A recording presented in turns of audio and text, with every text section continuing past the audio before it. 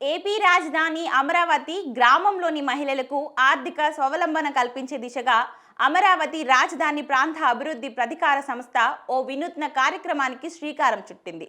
Cloud kitchen పేరుతో సరికొత్త పథకాన్ని అమలు చేస్తూ మహిళలు తమ ఇళ్ల నుంచే ఉపాధి పొందేందుకు మార్గం సుగమం చేస్తుంది.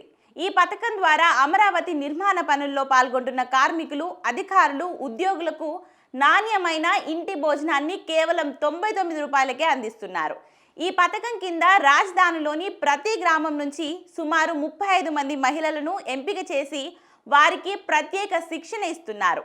ఒక్కో బ్యాచ్కు 26 రోజుల పాటు వంటల తయారీలో మెలకువలు, పరిశుభ్రత, నాణ్యత ప్రమాణాలు, వ్యాపార నిర్వహణ వంటి అంశాలపై నిపుణులతో శిక్షణ ఇప్పిస్తున్నారు.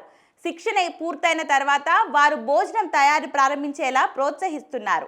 ఇటీవల లింగయ్యపాలెం గ్రామానికి చెందిన 6 మహిళల బృందం శిక్షణ పూర్తి చేసుకొని తమ క్లౌడ్ కిచెన్ను ప్రారంభించింది. వీరు నూతనంగా ప్రారంభమైన సిఆర్డీఏ కార్యాలయంలోని ఉద్యోగులకు భోజనం సరఫరా చేస్తున్నారు. ప్రస్తుతం రోజుకు 100 మందికి పైగా ఆర్డర్లు వస్తున్నాయని అధికారులు తెలిపారు. ఈ కార్యక్రమం ద్వారా మహిళలను లక్షాధికారులను చేయడమే తమ లక్ష్యమని CRDA junior livelihood specialist Narasimham పేర్కొన్నారు.